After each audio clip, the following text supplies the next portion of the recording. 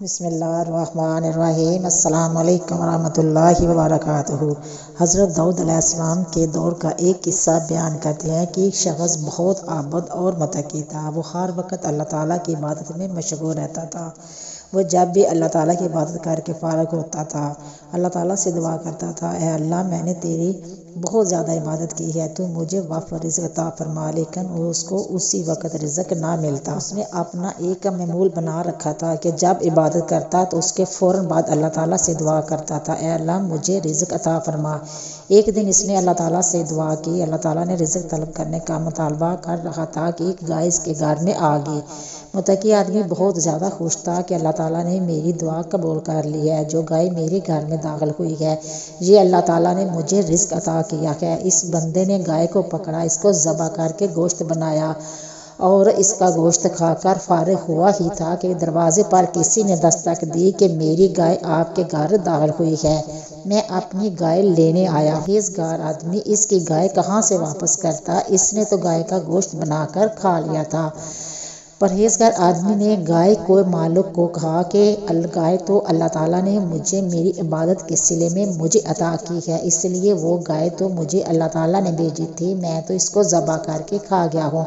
وہ گائے اللہ تعالیٰ نے مجھے عطا کی تھی۔ گائے کے مالک نے متقی آدمی سے کہا کہ تم میری گائے واپس کرتا ہے کہ میں یہ معاملہ حضرت داؤد علیہ السلام کی بارگاہ میں پیش کر دوں۔ عابد کہنے لگا کہ جاؤ، داؤد علیہ السلام کی بارگاہ میں یہ معاملہ پیش کر دو، مجھے اس میں کوئی اعتراض نہیں۔ جب یہ معاملہ حضرت داؤد علیہ السلام کی عدالت میں پیش کیا گیا تو حضرت داؤد علیہ السلام نے گائے کے مالک اور متقی عباد کو بہت غور سے سنا۔ حضرت داؤد علیہ السلام نے متقی آدمی سے دریافت کیا کہ تم نے گائے کو کیوں ذبح کیا؟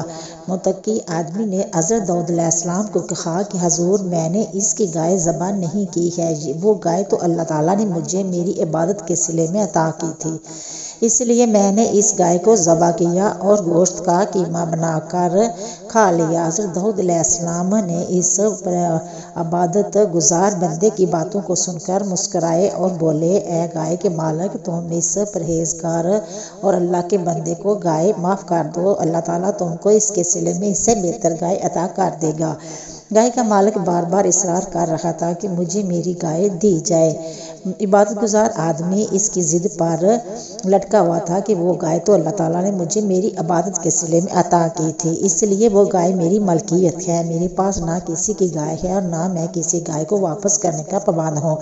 حضرت داؤد علیہ السلام نے دونوں کی گرما گرم گفتگو کو غور سے سنا تو آخرکار گائے کے مالک کو کہا کہ اے گائے کے مالک، تم اس عبادت گزار بندے کو گائے اللہ تعالیٰ کے واسطے معاف کر دو، ورنہ مجھے سب کچھ بتانا پڑے گا۔ گائے کے مالک نے کہا، حضور آپ بتا دیجئے، میں اپنی گائے اس کو کیوں معاف کروں؟ حضرت داؤد علیہ السلام نے حکم جاری کر دیا کہ صبح علاقے کے سب لوگ یہاں اکٹھے ہو جائیں، میں آپ سب کو حقیقت کا راز بتاؤں گا۔ صبح ہوتے ہی علاقے کے سب لوگوں کے ہمراہ گائے کا مالک اور عبادت گزار آدمی بھی حضرت داؤد علیہ السلام کی بارگاہ میں حاضر ہو گئے۔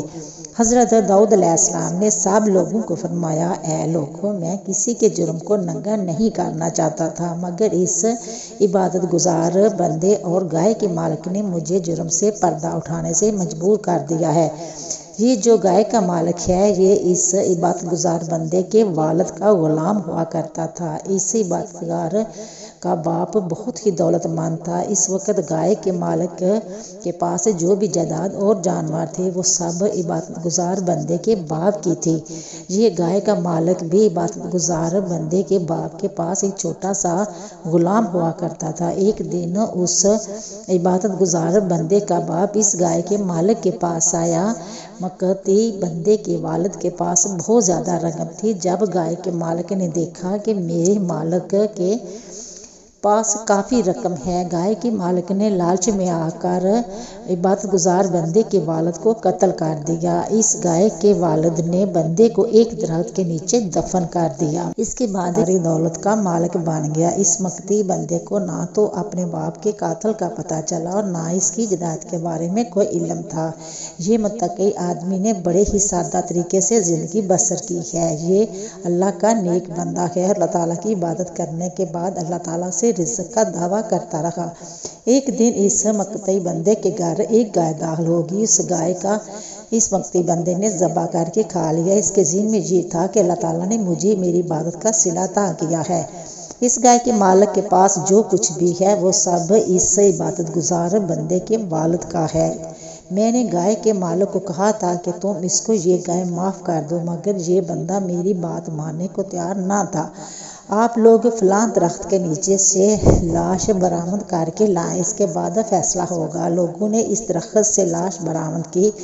اس شخص نے سب کے سب نے حضرت داؤد علیہ السلام کو بات کو سچ مان لیا۔ اس کے بعد حضرت داؤد علیہ السلام نے گائے کے مالک سے ساری جائیداد لے کر عبادت گزار بندے کے حوالے کر دی۔ عبادت گزار بندے کے والد کے قاتل کو سزائے موت سنا دی گئی۔ اب ساری مجمع کو پتہ چل چکا تھا کہ اللہ تعالیٰ عبادت کا صلہ حیرت انگیز طریقے سے ادا کرتا ہے۔ اللہ تعالیٰ ہمیشہ حقدار کا حق اس کو دے کر ہی رہتا ہے۔ دیکھو، اللہ تعالیٰ نے ایک مالک کو اس کا حق کس طرح سے عطا کیا اور قانون کے مطابق مجرم کو سزا کا بھی حقدار ٹھہرا دیا۔ سبحان اللہ۔ امید کرتی ہوں کہ آپ کو میری یہ ویڈیو پسند آئے گی۔ پسند آئے تو شیئر کرنا، سبسکرائب کرنا، اچھے کمنٹ کرنا، دعا میں یاد رکھنا۔ ہم انشاءاللہ ملیں گے نیکسٹ ویڈیو میں، تب تک اوکے، اللہ حافظ۔